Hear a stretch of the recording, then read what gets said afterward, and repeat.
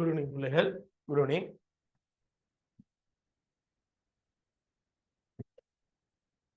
Okay, right. Start பண்ணிக்கொள்ளும் பிள்ளைகள். Right. பிள்ளைகள் இவ்வளவு காலம் பௌதிக புவியியல். குட் ஈவினிங் பிள்ளைகள். ஏதாவது பிரச்சனைகள் வந்தால் எங்களோட கோகோஸ்டா இருக்கிற பிள்ளைகள் தெரிவித்துக் கொள்ளுங்க. மற்ற பிள்ளைகள் நீங்க தெரிவித்துக் கொள்ள முடியாது. பிள்ளைகள் இந்த அடுத்த உங்களோட வகுப்புகள் ஒரு கட்டுப்பாட்டு கொண்ட்ரோலுக்குள்ள வந்துடும். அதுக்கு பிறகு நீங்க உங்களோட சந்தேகங்கள் கேட்கலாம். வகுப்பு நேரங்கள்ல நான் கேள்வி கேட்டு விட சொல்லி நீங்க அப்படி வளமையான வகுப்புகள் மாதிரி இருக்கும். ரைட். இப்ப இன்னைக்கு நாங்க புது ஒரு செக்ஷன் ஒன்று ஸ்டார்ட் பண்ண போறோம். புது செக்ஷன் ஒன்று, புது விடயம். ரைட். ஓகே. மிக விவரமாகவும் தெளிவாகவும் சரியாகவும் படிக்க வேண்டிய பகுதி, கவனமா விளங்கி கொள்ள வேண்டிய பகுதி. ரைட். ஓகே பிள்ளைகள், உங்களுக்கு தெளிவாக தெரியும் 2027 தெளிவா தெரியும். இந்த ஜியோகிராபி பாடத்தை இன்னும் பள்ளிக்கூடம் போகல, சில டியூட்டரிகள்ல தொடங்கப்பட்டு மெதுவாக வகுப்புகள் போய்கொண்டிருக்கு. எப்படியும் எக்ஸாம் வச்சு போன பிறகு உங்களுக்கு இன்னும் அதிகமான வகுப்புகள் போட்டு உங்களை பரீட்சைக்கு தயார்படுத்துவாங்க எல்லா இடங்கள்லையும். ஸோ பிள்ளைகளுக்கு ஜியோகிராபி பாடத்தை ஏலெவலை பொறுத்த வரைக்கும் நாங்க 3 பகுதியா பிரிச்சு படிக்க வேணும். அது உங்களுக்கு நான் ஒவ்வொரு நாளும் அதை சொல்லிக்கொண்டு இருக்கிறேன். முதலாவது பகுதி பிள்ளைகள் பௌதிக புவியியல். முதலாவது பௌதிக புவியியல். ரெண்டாவது ஹியூமன் ஜியோகிராபி, மானிட புவியியல் சொல்றது ரெண்டாவது செக்ஷன். மூணாவது செய்முறை புவியியல். செய்முறை புவியியல் இங்க ஹோம் சயின்ஸ்லயும் செய்முறை புவியியல் இருக்கு. டிராமா மியூசிக் அங்கேயும் செய்முறை ஹோம் சயின்ஸ்லயும் செய்முறை இருக்கு. டிராமா மியூசிக்லயும் ப்ராக்டிக்கல் இருக்கு. ஸோ இங்க இருக்கிற ப்ராக்டிக்கல் அப்படி இல்லை, அது எழுத்து மூலமா தான் எழுதுறது. அது கொஞ்சம் வித்தியாசம், இந்த ரெண்டை விட வித்தியாசம். ஸோ பிள்ளைகள் ஜியோகிராபியை 3 பகுதிகளாக பிரிச்சு படிக்க வேணும். அப்படித்தான் நீங்க எந்த இடத்துல படிச்சாலும் படிப்பீங்க. ஸோ இப்ப எங்கட நோக்கம் உங்களோட பள்ளிக்கூடங்கள்ல நடக்கிற ஃபெஸ்டிவ் எக்ஸாமுக்கு நாங்க சரியா படிச்சு அந்த பரீட்சையில அதிக புள்ளிகள் எடுக்கிறது தான். ஸோ தவணை 1 நான் பௌதிக புவியியல் இருக்கிற முக்கால்வாசி அலகு முடிச்சாச்சு. இன்னும் ஒரு அலகு மட்டும்தான் இருக்கு. அதாவது அகவிசை. இது கொஞ்சம் பெரிய பாடம். இந்த அகவிசைன்னு சொல்ற பாடம் மட்டும்தான் இந்த ஃபெஸ்டிவ் பௌதிக புவியியலுக்கு படிக்க வேண்டிய அழகா இருக்கு. இந்த செக்ஷனுக்குள்ள இது மட்டும்தான் படிக்க வேண்டி இருக்கு. இந்த மானிட புவியியலை பொறுத்த வரைக்கும் இன்னும் நாங்க ஒரு பகுதியும் படிக்க தொடங்கவில்லை. அது அப்படியே இருக்கட்டும். சோ இந்த செய்முறை புவியியல் நாங்க ஸ்டார்ட் பண்ண போறோம். இந்த செய்முறை புவியியல் பிராக்டிக்கல் ஜியோகிராபி சில விஷயங்கள் உங்களுக்கு நான் புரிய வச்சு அதை விளங்கி சில குறிப்புகள் எழுத வேண்டி இருக்கிறதுனால இந்த செய்முறை புவியியல் பகுதி மட்டும் பிள்ளைகள் உங்களுக்கு நான் பயிற்சி புத்தகமாக பிடிஎஃப் தந்திருக்கிறேன். இப்படி ஒரு பயிற்சி புத்தகம் உங்களுக்கு பிடிஎஃப் ஆக தந்திருக்கப்படும். இப்படி ஒரு பயிற்சி புத்தகம் உங்களோட கைகளில் தந்திருப்பேன். பிரிண்ட் எடுக்க சொல்லி தந்திருப்பேன். இதை பிரிண்ட் அவுட் எடுக்காம வகுப்புல வந்து இருக்கிறது பிரியோசனம் இருக்காது.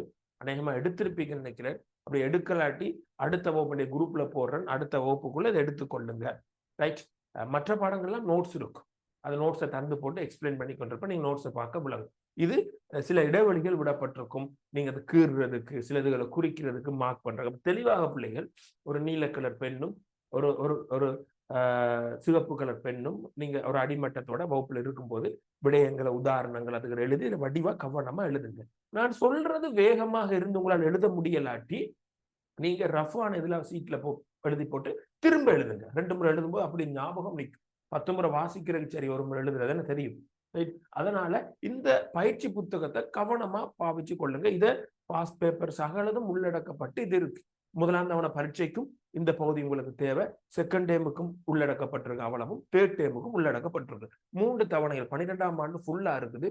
இதுதான் மிக முக்கியமான பரீட்சையில உங்களோட பகுதிகள். உங்களுக்கு அது வினாத்தால் நாங்க செய்யும் போது அதை விளங்கி கொள்ளுவீங்க. இதை நீங்க எடுத்துக்கொள்ளுங்க.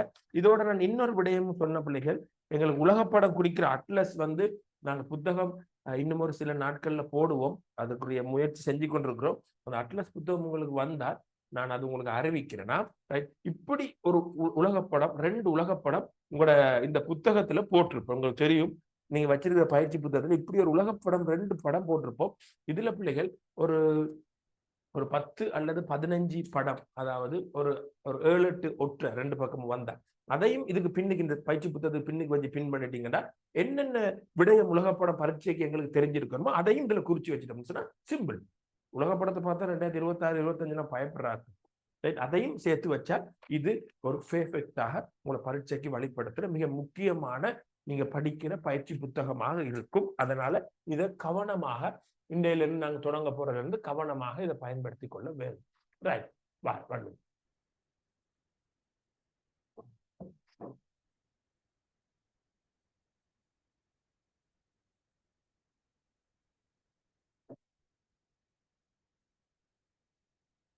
பண்ணு வர கேமரா கொஞ்சம் கிளியர் ஆயிக்கும்.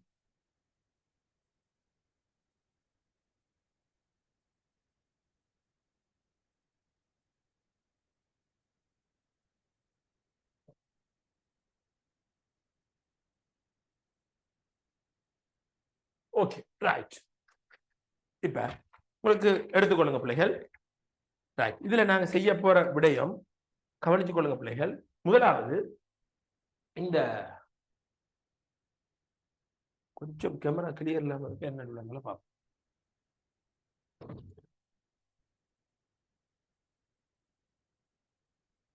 ஓகே, வெளியே இருக்கு சொல்லுங்க. ஓகே ஓகே, அது பரவாயில்ல. ரைட் பிள்ளைகள், முதலாவது நாங்க விளங்கிக் கொள்ள வேணும், விடை எழுத தெரிஞ்சிருக்க வேணும், அவசரப்பட தேவையில்லை. இந்த பகுதி மிக ஆறுதலாக விளங்கி படிச்சு கொண்டு போகும்.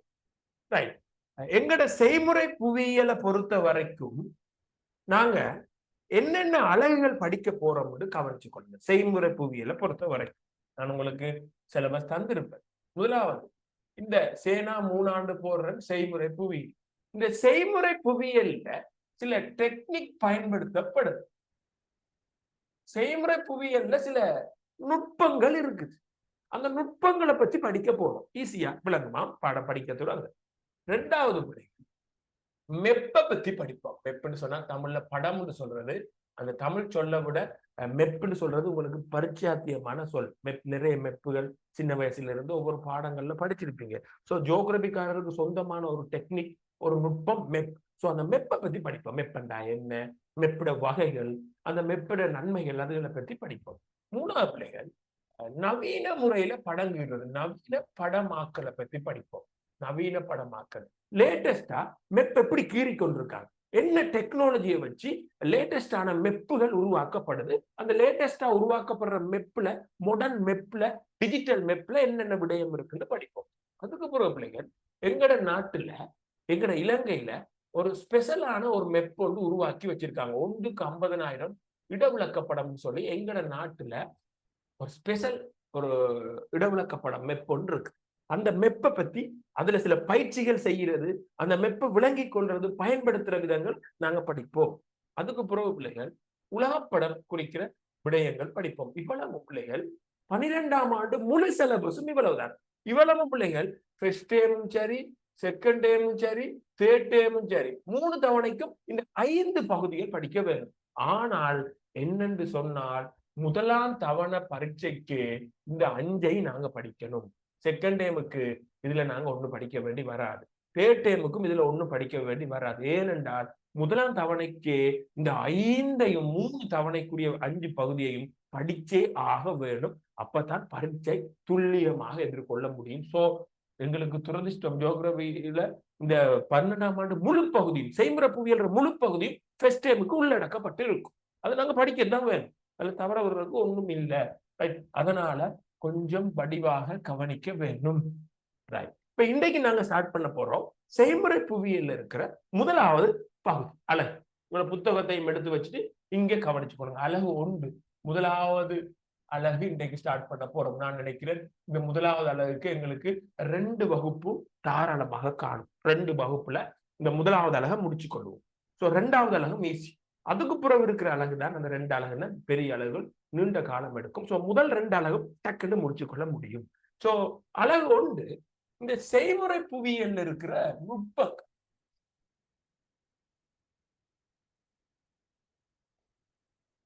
இந்த 2025 2026 கவனமாக இத நீங்க ரிவிஷனாக கவனமா படிச்சு கொள்ள வேணும். திரும்ப உங்களுக்கு ஒரு வாய்ப்பாக இந்த பாடங்கள் வருது. ஓகே, செய்முறை புவியியல் நுட்பங்கள்னு ஒரு பாடம் இருக்கு. அதுக்கு முன்னால எங்களுக்கு வடிவா தெரிஞ்சிருக்க வேணும் செய்முறை புவியியல்ல என்ன.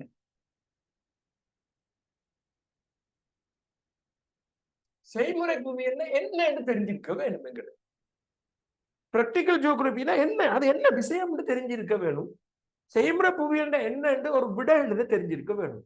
அதிகமான புள்ளிகளுக்கு இல்ல, ஒரு 2 புள்ளிக்கு செய்முறை புவியியல் என்னன்னு விளங்கி செய்முறை புவியியல் என்னன்னு எங்களுக்கு விடையளிக்க தெரிஞ்சிருக்க வேணும். செய்முறை புவியியல் என்பதனால் கருதப்படுவது யாருன்ற ஒரு கேள்வி கேட்டா அதுக்கு விடை எழுத தெரிஞ்சிருக்க வேணும். சோ இங்க கவனமா பார்க்க வேண்டும். உண்மையிலேயே பிள்ளைகள் எங்களுக்கு பௌதிக புவியியல் என்னன்னு ஏற்கனவே படிச்சிட்டோம். இயற்கை அம்சங்களை கால ரீதியா இட ரீதியா படிக்கிறது பௌதிக புவியியல். பௌதிக புவியியல் சொல்ற செக்ஷனுக்குள்ள நாங்க படிச்சு முடிச்சிட்ட பெரும்பாலான முதலாம் தவணையில இயற்கையை பத்தி தான் படிச்சோம். வளிமண்டலத்தை பத்தி படிச்சோம், நீரை பத்தி படிச்சோம், பூமி உருண்டையை பத்தி படிச்சோம், காற்றை பத்தி படிச்சோம். சோ இயற்கையை பத்தி படிச்ச செக்ஷன் தான் பௌதிக புவியியல். நாங்க மானிட புவியியல் இன்னும் ஸ்டார்ட் பண்ண இல்லை. மானிட புவியியல்ல மனிதர்கள செயற்பாடுகள், மனிதர்களால் உருவாக்கப்பட்ட நிலத்தோற்றங்களை படிப்போம். வீடுகள், குடியிருப்புகள், டவுனுகள், விவசாய பகுதிகள், அப்படி மனிதர் உருவாக்குன அம்சங்களை பத்தி படிக்கிறது மானிட புவியியல். இயற்கையான விஷயங்களை பத்தி படிக்கிறது பௌதிக புவியியல். சோ செய்முறை புவியியல், செய்முறை பிராக்டிகல் ஜியோகிராபி, செய்முறை புவியியல் என்னங்கிறது கவனமா விளங்கி கொள்ள வேண்டும். உண்மையிலே பிள்ளைகள் இந்த செய்முறை புவியியல் இப்ப ஜியோகிராபில 3 பகுதியில ஒன்று எங்களுக்கு தெரியும் பௌதிக புவி, 2வது மானிட புவியியல். மானிட புவியியல் ஓகே. இப்ப இந்த பௌதிக புவியியல், மானிட புவியியல் ஜியோகிராபிட 3 பிரிவு நாங்க படிக்கிறோம். பௌதிக புவியியல், மானிட புவியியல், செய்முறை புவியியல். ஆனா உண்மையிலேயே ஜியோகிராபி 2 பகுதி தான், 2 பிரிவு தான். ஒன்று இயற்கையை பற்றி படிக்கிறது பௌதிக புவியியல், இன்னொன்று மனிதர் செயற்பாடை பற்றி படிக்கிறது மானிட புவியியல். ஜியோகிராபி 2 பெரிய பகுதி தான். ஒன்று பௌதிக புவியியல் சொல்ற பகுதி, மானிட புவியியல் சொல்ற பகுதி. என்னடா இது இவ்வளவு நாளும் 3 பகுதி ஜியோகிராபில இருக்குன்னு சொல்லிட்டு இப்ப 2 பகுதி என்ன அர்த்தம்னு கேட்கிறீங்க. கவனமா கேளுங்க. ஜியோகிராபி பிள்ளைகள் பௌதிக புவியியல், மானிட புவியியல் சொல்ற 2 பகுதி தான் ஜியோகிராபி. அப்ப செய்முறை புவியியல் என்னன்னு சொன்னா இந்த 2க்குள்ளையும் சேர்ந்து, 2ஓடையும் சேர்ந்து ஜாயின் பண்ணி வளர்ச்சி அடைஞ்சு கொண்டிருந்த, 2க்குள்ளையும் கலந்து இருக்கிற ஒரு வித்தியாசமான ஒரு விடை என்றால் செய்முறை புவியியல். எப்படி என்றால் இந்த பௌதிக புவியியலுக்குள்ளேயும் பிள்ளைகள் நல்லா கவனிக்கணும். இந்த பௌதிக புவியியலுக்குள்ள ஏராளமான தரவுகள், தகவல்கள் இருக்கு. ஏராளமான தகவல்கள் இருக்கு. ஜியோகிராபி பாடம் பல்வேறுபட்ட தரவு தகவல்களை கொண்டது. நாங்க பௌதிக புவியியல் ஏற்கனவே படிச்சிட்டோம். நான் உதாரணமா சொல்றேனே, பௌதிக புவியியலுக்கு இருக்கிற தரவுகள், தகவலுக்கு உதாரணம் பூமியில உள்ளமைப்பை பத்தி படிச்சோம். பூமியில உள்ளமைப்பு, படைமண்டலம், ஓடு, மூடி, இடையோடு. ஓடு 60 கிலோமீட்டர் ஆழம் வரைக்கும் இருக்கும், இடையோடு 2900 அப்படி படிச்சோம். வளிமண்டலத்தை பத்தி படிச்சோம், மாறான் படை, அங்கால படை, இடை, வெப்பமண்டலம் அப்படி படிச்சோம். சோ பல தகவல்கள் படிச்சோம். உங்களுக்கு நிறைய தெரியும், நிறைய விஷயம், நிறைய தகவல்களை பௌதிக புவியியலுக்குள்ள படிச்சோம். மானிட புவியியல்லையும் நாங்க படிக்கும்போது எக்கச்சக்கமான தரவுகள் வரும். மனிதர்கள சம்பந்தப்பட்ட, இந்த இடத்துல சனம் கூட, இவ்வளவு சனம் இருக்கு, இந்த இடத்துல சனம் குறைவு, சனத்துல வளர்ச்சி இப்படி போகுது, டவுனுகள் எல்லாம் இப்படி பரம்பல்கள் இருக்குது.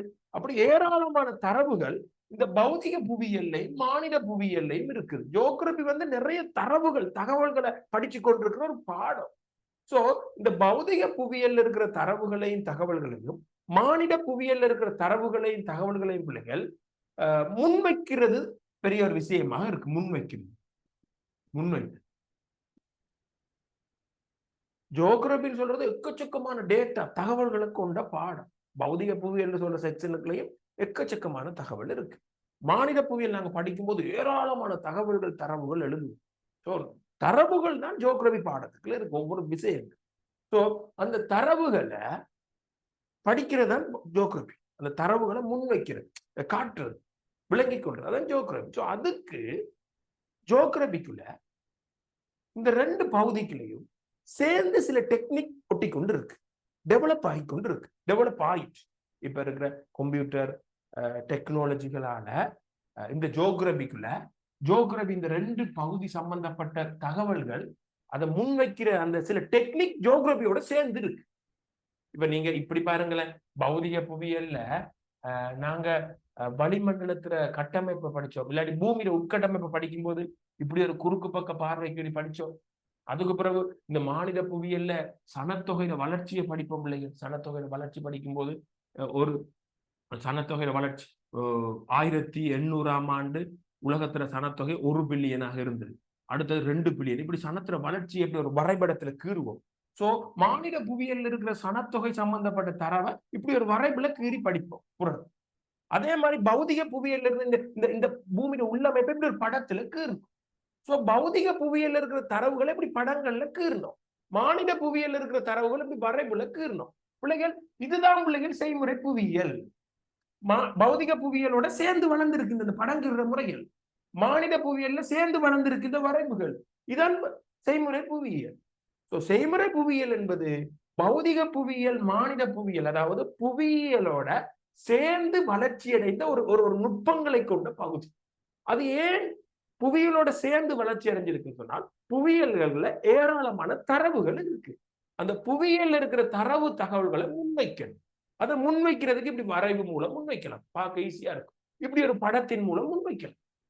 இப்ப இப்படி ஒன்று இருக்கு, ஜியோகிராபில ஒரு மலை பிரதேசத்தை படிப்போம். மலை பகுதிகள், மலையில உள்ள பனி படர்ந்து இருக்கிற மலை பகுதிகளை படிக்க வேணும்னு சொன்னால், அதை விளங்கி கொள்ள வேணும்னு சொன்னால், ஒரு மலை பிரதேசத்துல போட்டோ, கேமராவில் ஒரு போட்டோ எடுத்து அந்த போட்டோவை புத்தகத்துல போட்டு விட்டார், ஜியோகிராபி புத்தகத்துல போட்டு விட்டார், அந்த மலை பிரதேசத்துல போட்டோவை பார்த்தே விளங்கி கொள்ள முடியும். அந்த போட்டோ மலை பிரதேசத்துல பனி படிஞ்சிருக்கிற போட்டோவை பார்க்கும்போது, அப்படியே மலை பிரதேசத்துல இப்படியா பனி படிஞ்சிருக்கும், இப்படியா இருக்கும், வெள்ளை கலர்லயா இருக்கும், இப்படியா மூடி இருக்கும், கொஞ்சம் முருகி கொண்டா இருக்கும் சொல்லி அந்த போட்டோவை வச்சே விளங்கி கொள்ளலாம். சோ அந்த போட்டோ செய்முறை புவியியல் இருக்கிற ஒரு விஷயம்.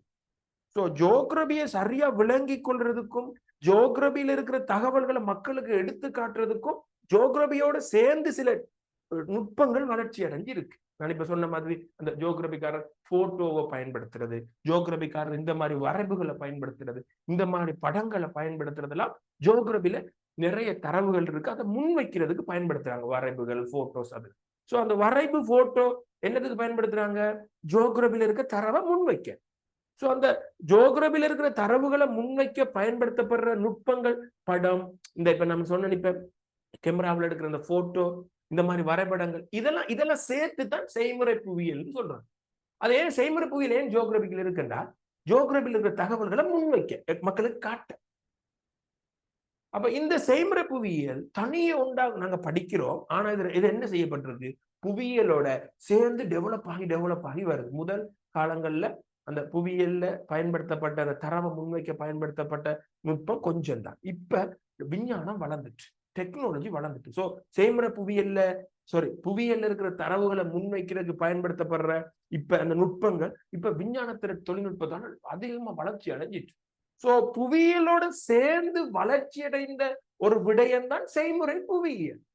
அது என்னென்றால் அதுக்குள்ள நிறைய விஷயம் இருக்கும், 5 விஷயம் இருக்கும். நாங்க அடுத்ததான் படிக்க போறோம். படங்கள், கேமராவில் எடுக்கிற போட்டோ, இந்த மாதிரி வரைவுகள் அதுக்குள்ள இருக்கும். ஏன் அது செய்முறை புவியியல் சொல்றது, புவியியலோட சேர்ந்து வளர்ச்சி அடைஞ்சு கொண்டிருக்கின்றால், புவியியல் இருக்கிற எக்கச்சக்கமான தரவை வடிவ மக்களுக்கு எடுத்து காட்டுறதுக்காக செய்முறை புவியியலோட சேர்ந்துதான் அந்த செய்முறை புவியியல் வளர்ச்சி அடைஞ்சு கொண்டிருக்கு. இப்ப இருக்கிற விஞ்ஞான வளர்ச்சியும் இப்ப இருக்கிற தொழில்நுட்ப வளர்ச்சியால புவியியலோட சேர்ந்து வளர்ந்த அந்த செய்முறை புவியியல் சொல்ற பகுதி நல்ல அபரீதமாக வளர்ச்சி அடைஞ்சு இருக்குது. நாங்க எழுதும் போது உங்களுக்கு விளங்கும் செய்முறை புவியியல் என்ன நினைப்பேன். இவ்வளவு எக்ஸ்பிளைன் பண்ணதையும் நான் மெதுவா சொல்லும் போது விளங்கி கொண்டு எழுதி கொண்டு வாங்க. முதல் 2 பாடங்களும் எழுதத்தான் வேணும். முதலாவது வரியில நாங்க சொல்லி நான் விளங்கி கொண்டு எழுதுவோம். செய்முறை புவியியல் முதலாவது கேள்வியை பாருங்க புத்தகத்துல 2வது பக்கத்துல, செய்முறை புவியியல் என்றால் என்ன? அல்லது இந்த கேள்வியை இப்படியும் கேட்கலாம், செய்முறை புவியியல் என்பதனால் கருதப்படுவது யார்? விளக்கு என்று கேட்கலாம்.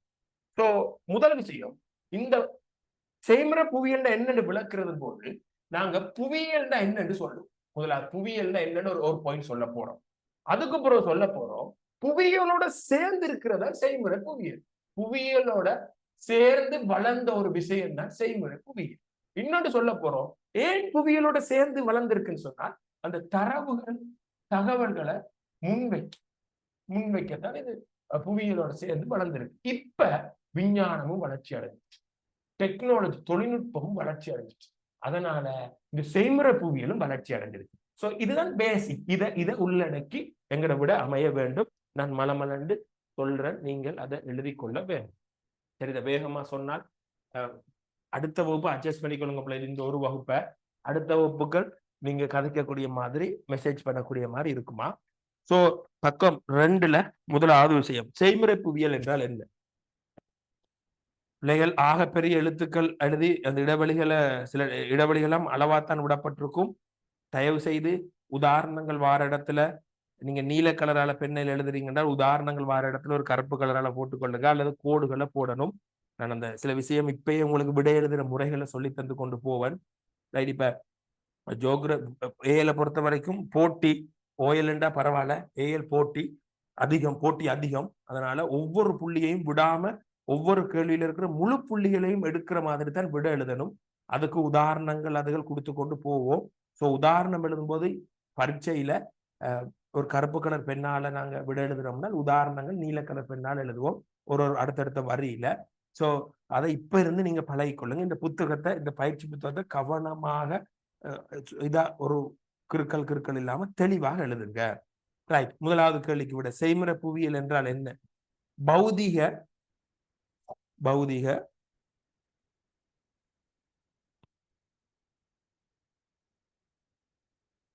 மானிட அம்சங்களுக்கு இடையில் காணப்படும்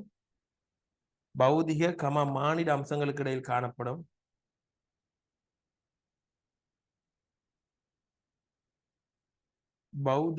மானிட அம்சங்களுக்கு இடையில் காணப்படும்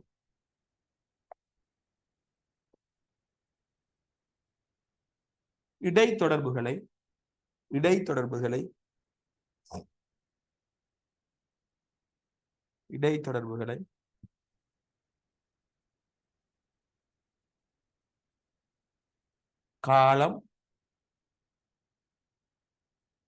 காலம் மற்றும்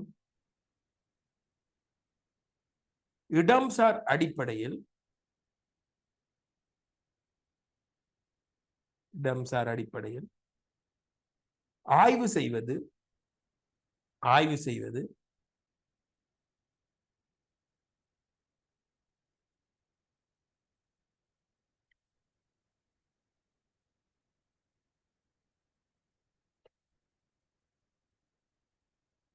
புவியியல் விஞ்ஞானத்தின் பிரதான நோக்கமாகும்.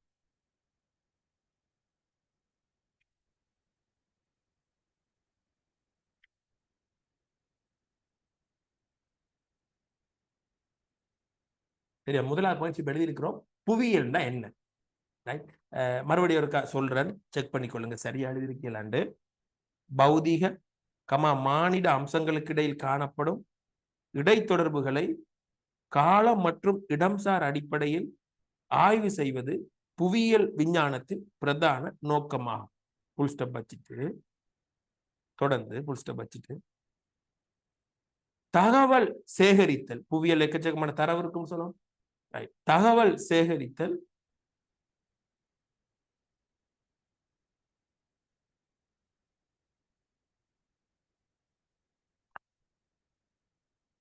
மற்றும் அவற்றை முன்வைத்தல்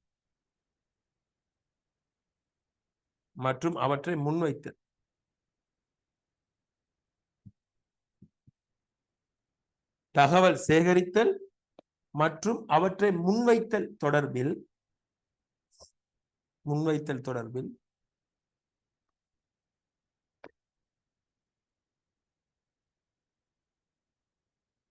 பல்வேறு செய்முறைகள்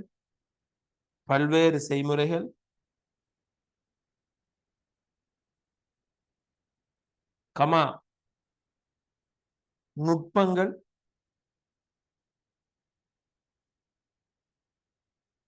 விருத்தி பெற்றுள்ளன.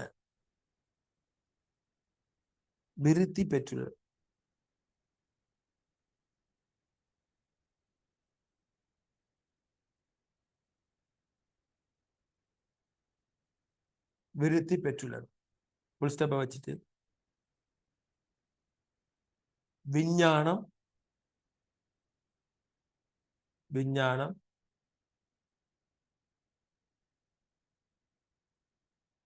மற்றும் தொழில்நுட்பத்தில் ஏற்பட்டு வரும் விஞ்ஞானம் மற்றும் தொழில்நுட்பத்தில் ஏற்பட்டு வரும்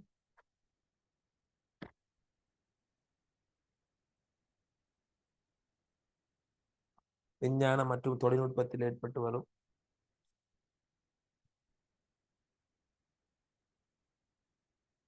துரிதமான வளர்ச்சியின் காரணமாக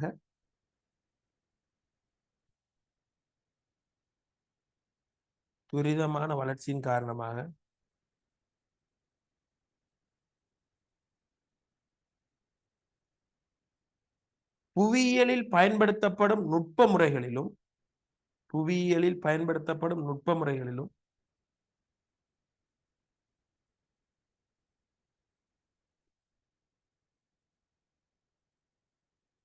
படிப்படியாக மாற்றங்கள் ஏற்பட்டு வருகின்றது.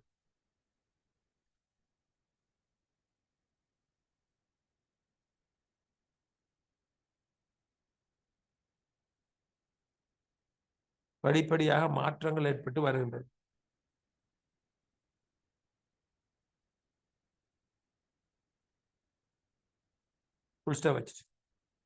புவியியலுடன் இணைந்து வளர்ச்சியடைந்த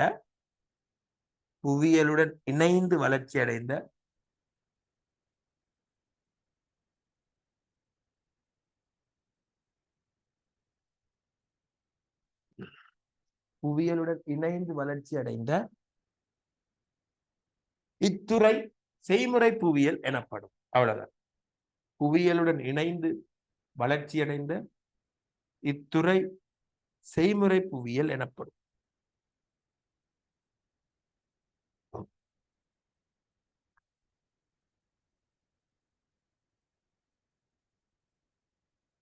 ஓகே, மறுபடியும் ஒருக்கா சொல்றேன் பிள்ளைகள். நான் இந்த முதலாவது பாடம் எழுதுறத மட்டும் கொஞ்சம் ஸ்லோவா போறேன். உங்கள் எழுத்துகள் ஓ லெவல் தானே, இன்னும் வீட்டுல இருந்து இன்னும் பள்ளிக்கூடங்கள் போயிருக்க மாட்டீங்க. ஸோ கொஞ்சம் ஸ்லோவா போறேன். இந்த முதலாவது பாடம் அந்த எழுதுறவுடைய அடுத்தடுத்தவர்களுக்கு நீங்க பழகி கொள்வீங்க, கொஞ்சம் வேகமா போய்கொள்வோம். ஸோ முதலாவது கேள்வி, செய்முறை புவியியல் என்றால் என்ன? அதுல எழுதியிருப்பீங்க, திரும்ப வாசிக்கிறேன், செக் பண்ணி கொண்டு வாங்க. விடுபட்டுட்டாரு நோட்ஸ் எல்லாம் உங்களுக்கு எழுத்து மூலம் நீங்க எழுதுறதா நோட்ஸ் கவனமா எழுதி கொள்ளுங்க. பௌதிக மானிட அம்சங்களுக்கு இடையில் காணப்படும் இடைத்தொடர்புகளை காலம் மற்றும் இடம்சார் அடிப்படையில் ஆய்வு செய்வது புவியியல் விஞ்ஞானத்தின் பிரதான நோக்கமாகும். தகவல் சேகரித்தல் மற்றும் அவற்றை முன்வைத்தல் தொடர்பில் பல்வேறு செயல்முறைகள், நுட்பங்கள் விருத்தி பெற்றுள்ளன. விஞ்ஞானம் மற்றும் தொழில்நுட்பத்தில் ஏற்பட்டு வரும் துரிதமான வளர்ச்சியின் காரணமாக புவியியலில் பயன்படுத்தப்படும் நுட்ப முறைகளிலும் படிப்படியாக மாற்றங்கள் ஏற்பட்டு வருகின்றன. புவியியலுடன் இணைந்து வளர்ச்சியடைந்த இத்துறை செய்முறை புவியியல் எனப்படும். முதலாவது கேள்வி. இரண்டாவது கேள்விக்கு போ. ரைட், இரண்டாவது கேள்வி பாருங்க பிள்ளைகள், அதே பக்கத்துல இரண்டாவது கேள்வி இருக்குது. இரண்டாவது கேள்வியில தகவல்களை முன்வைப்பதற்கு செய்முறை புவியியலில் பயன்படுத்தப்படும் நுட்ப முறை 5 குறிப்பிடுக. திரும்ப ஒருக்கா வாசிக்கிறேன், கேள்வி கூட இருக்கும் தானே, வாசிக்கொள்ளுங்க. தகவல்களை முன்வைப்பதற்கு செய்முறை புவியியலில் பயன்படுத்தப்படும் நுட்ப முறை 5 குறிப்பிடுங்க. பிள்ளைகள் அதை நீங்க பிரேக்கெட்டுக்கு எழுதி கொள்ளுங்க பிள்ளைகள். தகவல்களை முன்வைப்பதற்கு செய்முறை புவியியலில் பயன்படுத்தப்படும் நுட்ப முறை 5 தான் இருக்கு. ஒரு 5 விஷயம் தான் இந்த பாடத்துக்குள்ள படிக்க போறோம். அதுல கேள்வியில கேட்கப்பட்டிருக்கு புவியியலில் தகவல்களை முன்வைப்பது என்று இருக்குடா. அதுல அந்த முன்வைப்பதற்கு மேல பிரேக்கெட்டுக்கு எழுதி கொள்ளுங்க. இப்படியும் கேட்கலாம், தகவல்களை சித்தரித்து காட்ட, தகவல்களை முன்வைக்க அல்லது தகவல்களை சித்தரித்து காட்ட. சோ பிரேக்கெட்டுக்குள்ள அதையும் போட்டுக்கொள்ளுங்க பிள்ளைகள். அந்த தகவல்களை முன்வைப்பதற்கு கேட்டிருக்காங்க, அதுல அந்த முன்வைப்பதற்கு மேல சித்தரித்து காட்ட, அப்ப அப்படின்னு கேட்கலாம். தகவல்களை முன்வைக்கையோ அல்லது தகவல்களை சித்தரிக்கையோ இந்த செய்முறை புவியியல்ல 5 டெக்னிக் பயன்படுத்தலாம். இதுதான் விஷயம். இதுக்காகத்தான் செய்முறை புவியியல். தகவல்களை முன்வைக்கிறதுக்கு தான் செய்முறை புவியியல். இதுக்கு 5 டெக்னிக் பயன்படுத்தலாம். தகவல்களை முன்வைக்க அல்லது தகவல்களை சித்தரித்து காட்ட. 5 டெக்னிக். அந்த 5 டெக்னிக்கை தான் படிக்க போறோம். ஒன்று கிலோண்டு அந்த 5ஐயும் நீங்க எழுதி கொள்ள வேண்டும். ரைட். முதலாவது 5 நுட்பம் செய்முறை புவியியல்ல பயன்படுத்தப்படுது. உங்களுக்கு வடிவ விளங்கணும். ஏன் அந்த 5 நுட்பம் வந்து விளங்கணும்? தகவல்களை முன்வைக்கும். புவியியல் ஜியோகிராபில நிறைய தகவல் இருக்குது. அந்த பௌதிக புவியியல்ல நிறைய தகவல் இருக்குது, மானிட புவியியல்ல நிறைய தகவல் இருக்குது. பௌதிக புவியியல், மானிட புவியியல் இருக்கிற ஏராளமான தரவுகளை முன்வைக்கிறதுக்கு அல்லது சித்தரித்து காட்ட ஜியோகிராபில 5 டெக்னிக், 5 நுட்பம் பயன்படுத்தப்படுது. அந்த நுட்பத்தை பத்தி படிக்கிறது எங்களோட ஃபர்ஸ்ட் அழகு, முதலாவது அழகு.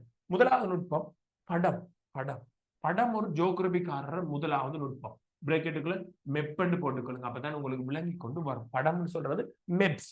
மெப்ஸ் வந்து ஜியோகிராபிக்காரர், அது சின்ன பிள்ளைகள்ல இருந்து உங்களுக்கு தெரியும். மெப்ன்னு சொல்ற ஒரு விடயம் ஜியோகிராபிக்காரர். ஜியோகிராபிக்காரர் டெக்னிக்ல உண்டு மெப். மெப் வந்து தகவல்களை முன்வைக்க பயன்படுற ஒரு டெக்னிக்கா. முதலாவது மெப் எழுதி கொள்ளுங்களா. முதலாவது மெப். ரெண்டாவது எழுதி ரெண்டாவது வரைவு, கிராஃப். வரைவு கிராஃப், அந்த இது வரைவு. ரெண்டாவது வரைவு.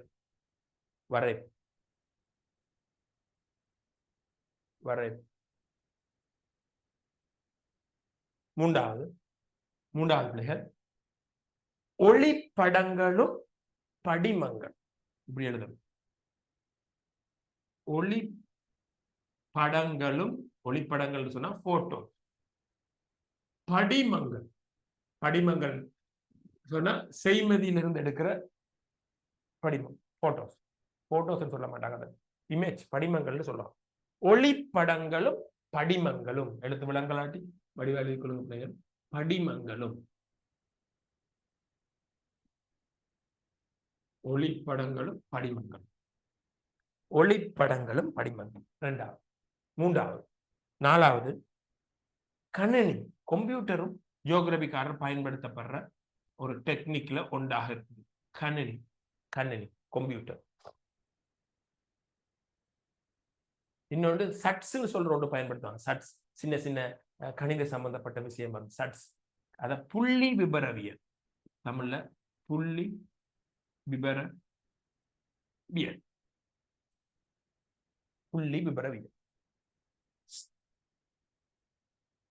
இந்த 5 படிக்க போறோம். இந்த 5 தான் படிக்கிறது முதலாவது அழகு. ரைட். ஓகே, இங்க பாப்போம்.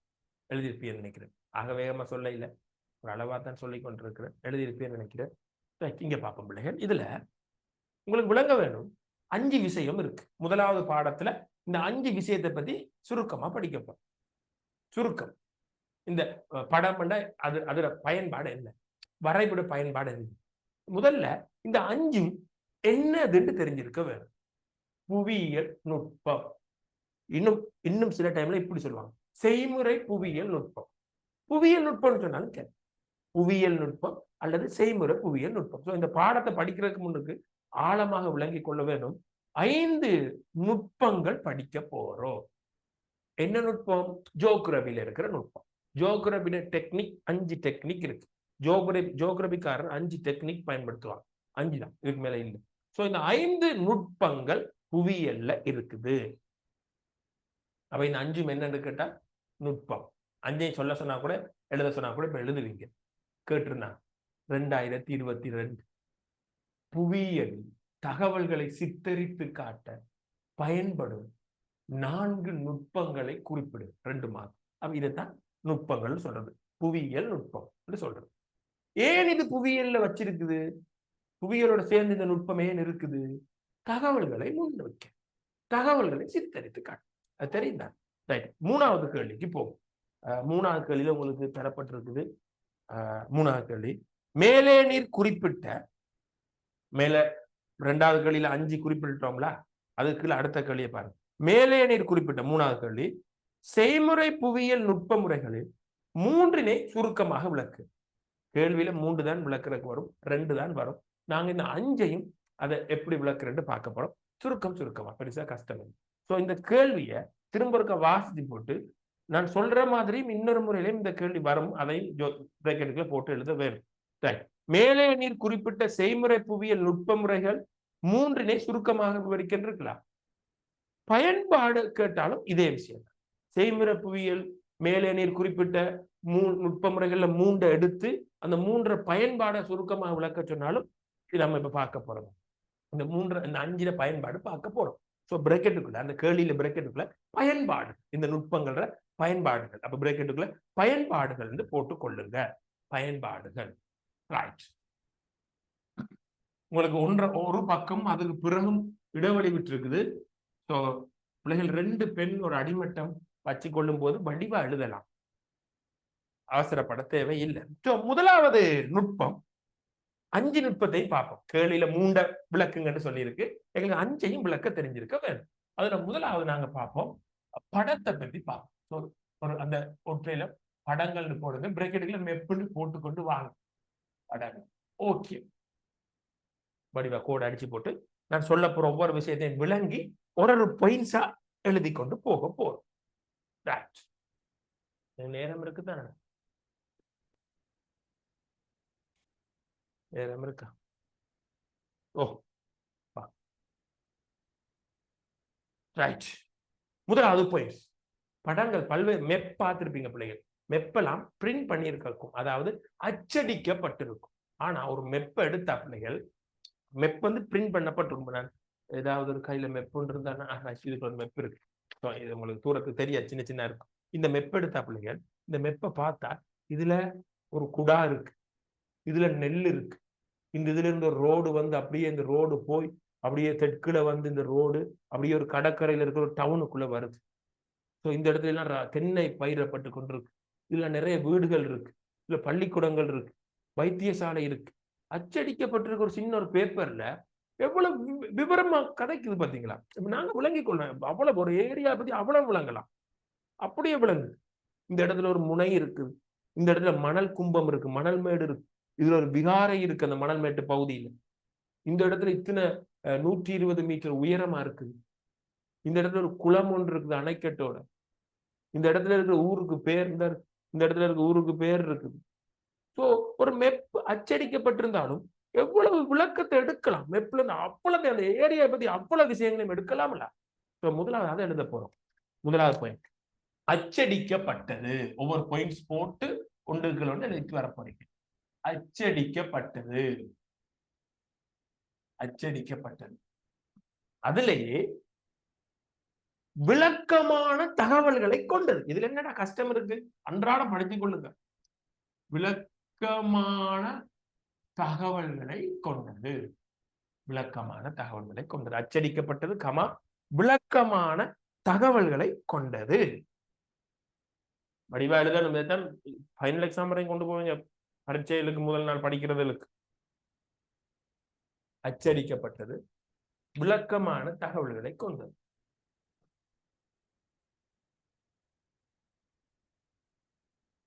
இரண்டாவது பாயிண்ட் எழுதுங்க, நான் உங்களுக்கு அதை எக்ஸ்பிளைன் பண்றேன். எழுதி போட்டு பார்க்க. இடைவெளி விட வேணாம். அடுத்த பாயிண்ட் நீங்க எக்ஸாம்ல வேணா இடைவெளி விடுங்க. அடுத்த பாயிண்ட்ஸ் எழுதுங்க. இடம்சார் பரம்பலை காட்டும் திறனை கொண்டது. இடம்சார் பரம்பலை காட்டும் திறன் கொண்டது. இடம்சார் பரம்பலை காட்டும் திறன் கொண்டது.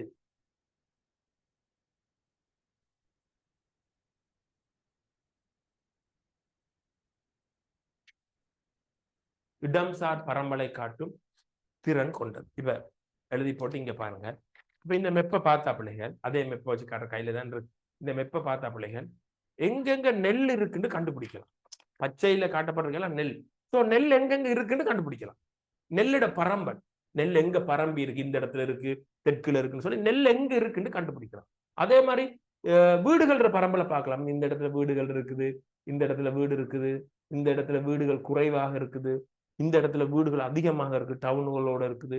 ஸோ வீடுகள்ன்ற பரம்பல் எங்கெங்க வீடெல்லாம் இருக்குது, நெல் எங்க இருக்குது, தேயிலை எங்க இருக்குன்னு சொல்லி பரம்பலை வடிவா பார்க்கலாம். ஸோ நாங்க 2வது பாயிண்ட்ஸ் எழுதியிருக்கிறோம் பிள்ளைகள். இடம்சார் பரம்பலை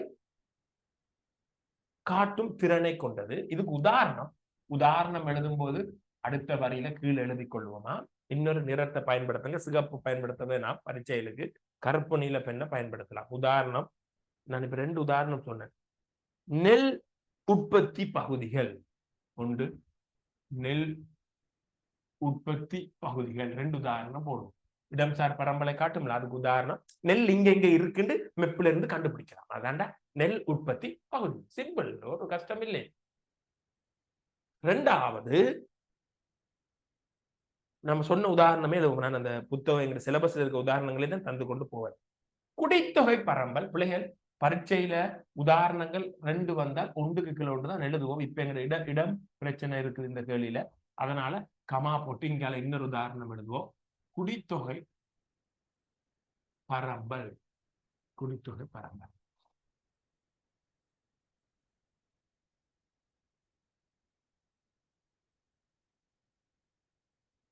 குடித்தொகை பரம்பல் உதாரணம் 2 உதாரணம். நெல் பரம்பல், 2வது குடித்தொகை பரம்பல். ஓகே. அடுத்த 3வது பாயிண்ட்ஸ் போவோம். 3வது பாயிண்ட் கால ரீதியான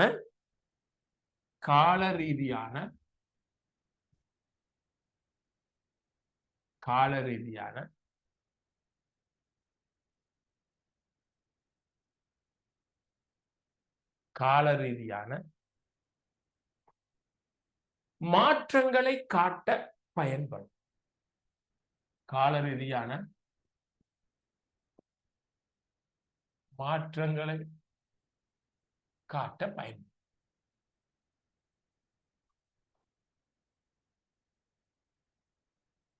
கால ரீதியான மாற்றங்களை காட்ட பயன்படும். உதாரணம் எழுதுறதுக்கு முன்னாடி இங்க இருக்க பாருங்க. அது என்ன கால ரீதியான மாற்றம்?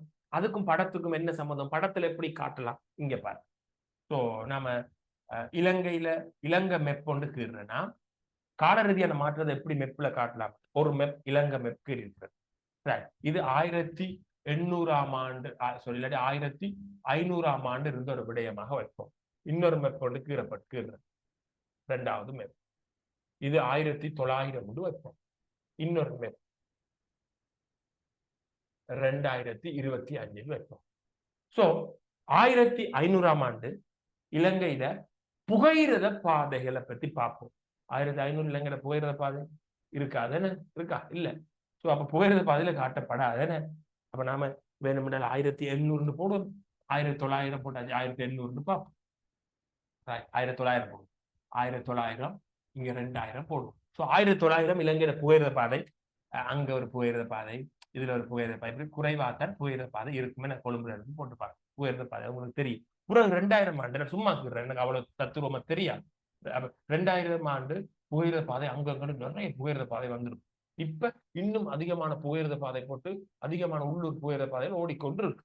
சோ இது ஒரு மெப்படா, இது ஒரு மெப். புகையிரத பாதை சும்மா போட்டு அடுத்தது ஒரு மெப். இந்த 3 காலத்திலையும் புகையிரத பாதையில வளர்ச்சியை பாரு காட்டலாம். வளர்ச்சி ஒன்று கூடி இருக்கு குறைஞ்சிருக்குன்னு காட்டலாம். சோ ஒரு விஷயத்துல கால ரீதியா என்ன நடந்திருக்குன்னு மெப்ல காட்டலாம். ஒரு 2-3 மெப்க்குன்னா என்ன மாற்றம்னு வடிவா பார்க்கலாம். அதான் நீங்க போட்டிருக்கு. கால ரீதியான மாற்றங்களை வடிவா காட்டலாம். சோ இதுக்கு உதாரணம் போட்டுக்கொள்ளுங்க. உதாரணம் அடுத்த வரையில இலங்கையின் புகையிரத பாதை வளர்ச்சி. இலங்கையின் புகையிரத பாதை வளர்ச்சி. இலங்கையின் புகையிரத பாதை வளர்ச்சி.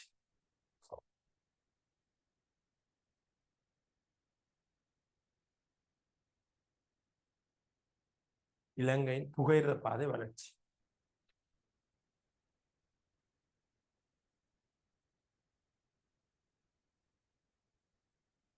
இன்னொரு உதாரணம் பிள்ளைகள் கமா போட்டு எழுத இல்லாட்டி அடுத்த வரியில எழுதுங்க. இடைவெளி ஆக மோசமா வராது.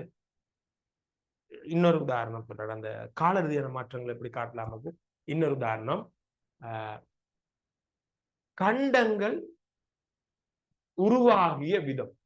உலகத்துல இப்ப இருக்கிற மாதிரி கண்டம் இல்ல, உலகம் உருவான காலத்துல இல்ல. சோ கண்டங்கள் கொஞ்சம் கொஞ்சமா தான் டெவலப் ஆகி இப்ப மாதிரி வந்திருக்கு. இன்னும் கொஞ்ச நாள்ல அது வித்தியாசமா போகும். சோ 2வது உதாரணம், கண்டங்கள் உருவான விதம். கண்டங்கள் உருவான விதம்.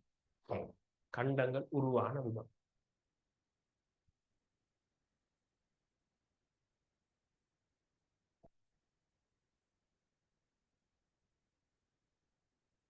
கண்டங்கள் உருவான விதம்.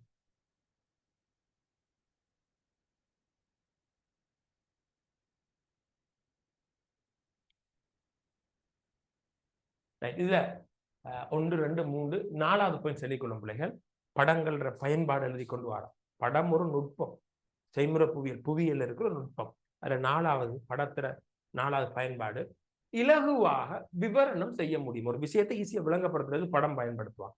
இலகுவாக விவரணம் செய்ய முடியும். இலகுவாக விவரணம் செய்ய முடியும். இலகுவாக விவரணம் செய்ய முடியும்.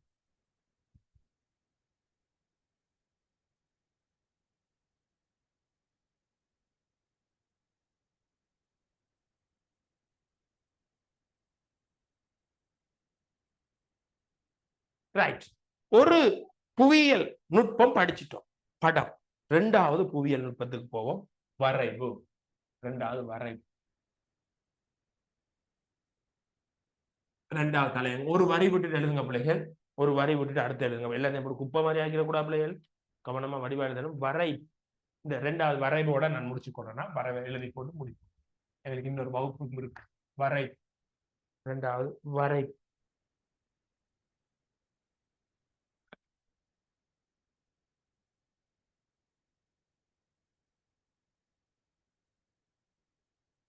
வரை.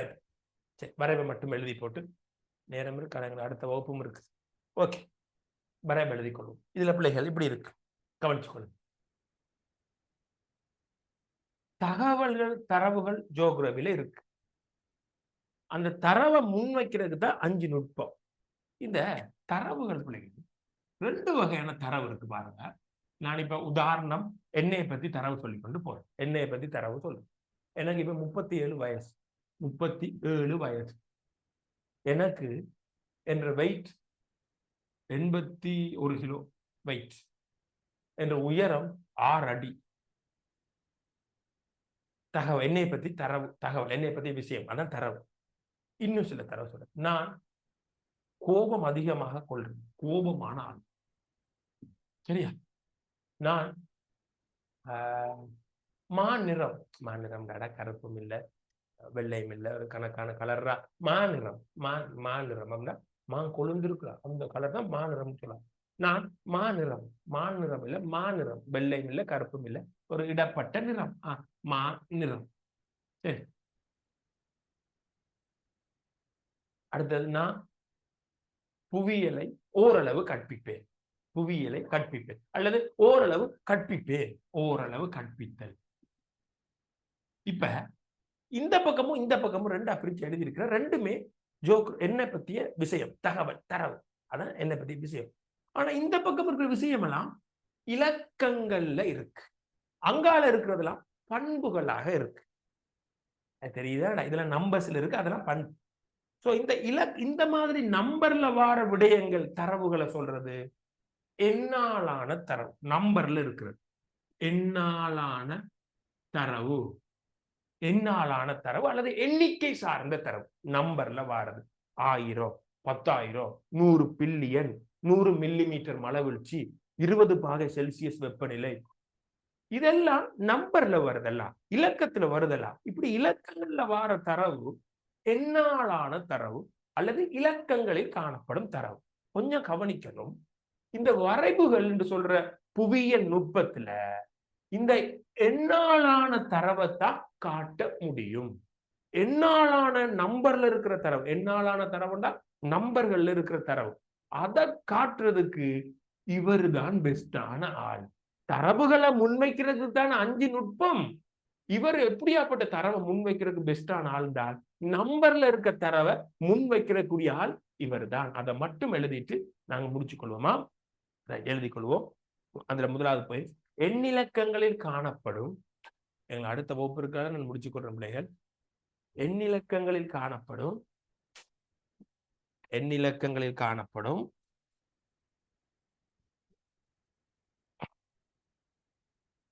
எண்ணிலக்கங்களில் காணப்படும் தரவுகள், எண்ணிலக்கங்களில் காணப்படும் தரவுகள் மற்றும் தகவல்களை, எண்ணிலக்கங்களில் காணப்படும் தரவுகள் மற்றும் தகவல்களை பிரேக்கெட்டுக்குள்ள பிள்ளைகள் அந்த எண்ணிலக்கங்களில் காணப்படும் தரவு இருக்குல்ல, அதை பிரேக்கெட்டுக்குள்ள இப்படின்னு சொல்லுவாங்க, எழுதி கொள்ளுங்க பிரேக்கெட்டுக்குள்ள. புள்ளி விபர தரவு, புள்ளி விபர தரவு, புள்ளி விபர தரவுன்னு இந்த நம்பர்ல இருக்க தரவு சும்மா சொல்லலாம். அதனால பிரேக்கெட்டுக்குள்ள அந்த எண்ணிலக்கங்களில் காணப்படும் தரவுகள் மற்றும் தகவல்கள் என்று எழுதி போட்டு பிரேக்கெட்டுக்குள்ள புள்ளி விபரவியல் தரவு, அந்த எண்ணில் இருக்கிற தரவு அப்படின்னு சொல்லுவாங்க. சரியா?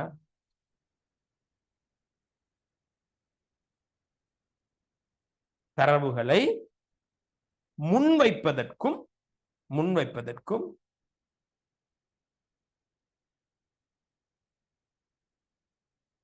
முன்வைப்பதற்கும் முன்வைப்பதற்கும் எளிதாக விளங்கிக் கொள்வதற்கும் முன்வைப்பதற்கும் எளிதாக விளங்கிக் கொள்வதற்கும்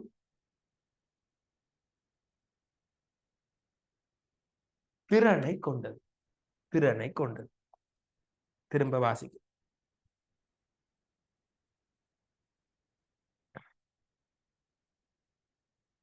திரும்ப வாசிக்கிற பிள்ளைகள். எண்ணிலக்கங்களில் காணப்படும் தரவுகள் மற்றும் தகவல்களை பிரேக்கெட்டுகளை புள்ளி விபரவியல் தகவல்கள் முன்வைப்பதற்கும் எளிதாக விளங்கிக் கொள்வதற்கும் திறனை கொண்டது. பிள்ளைகள், உங்களுக்கு சந்தேகத்துக்கு நான் நேரம் தரையில, அடுத்த வகுப்புல இருந்து சந்தேகம் கேட்கறதுக்கு நேரம் இருக்கும். நான் கேள்வியில் கேட்பேன்.